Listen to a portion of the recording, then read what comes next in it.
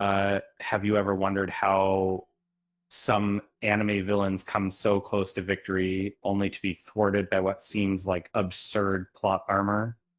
Uh, Before diving into this intriguing topic, don't forget to subscribe to the channel and hit that like button. Uh, in the world of storytelling, well-crafted antagonist can make or break a narrative.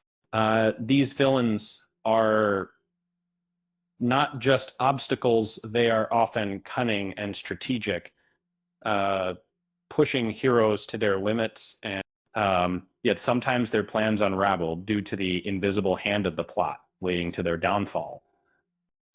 This phenomenon, known as plot armor, can manifest in various ways, from last-minute power-ups to glaring inconsistencies that favor the protagonist.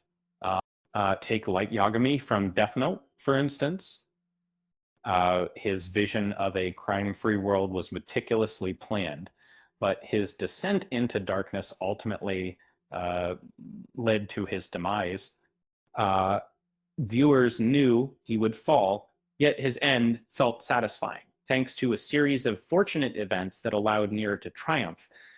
Uh, in Tokyo Revengers, Kisaki wasn't a strongest fighter, but his intelligence and manipulation shaped every timeline. He always had a backup plan, ensuring his victories conflict. However, unexpected character changes ultimately led to his defeat, showcasing how the plot can dictate outcomes into. And then there's the ambitious villain from Full Metal Alchemist Brotherhood. And his quest for godhood was nearly realized, but a sudden exposure of his weakness turned the tide. Despite his immortality and strategic prowess, the heroes found a way to defeat him thanks to the plot's intervention.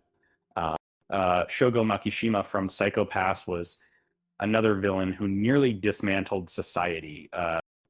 His actions went undetected, making him a formidable foe.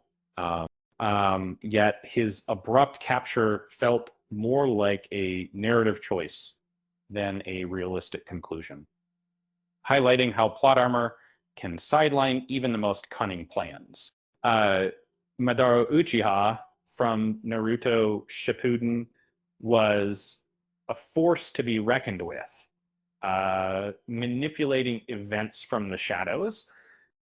His defeat came unexpectedly as betrayal from Block Setsu shifted the narrative, leaving many fans feeling that the writer struggled to find a fair way to end his reign. Kirei Kotomine from the Fate series was a master manipulator, always a step ahead. His downfall wasn't due to being outsmarted, but rather the story's design, allowing his enemies to exploit vulnerabilities that should have remained hidden. In Gintama, Utsuro's immortality made him an unstoppable force. Despite the hero's best efforts, it was the plot itself that orchestrated his downfall, bending the rules to bring about an end that felt contrived. And Meruem from Hunter x Hunter was a complex character who evolved through his interactions, and instead of a traditional defeat, he succumbed to poison, a narrative choice that bypassed his growth and complexity. Ragyo from Kill la Kill controlled life fighters, making her nearly invincible. However, a sudden surge of power for the hero's courtesy of the plot led to her downfall, raising questions about the fairness of her defeat. And finally, Aizen from Bleach wielded immense power and intellect, manipulating reality itself. His loss came from an unexplained power boost showcasing how the plot can sometimes dictate outcomes, regardless of a villain's brilliance. So, what do you think?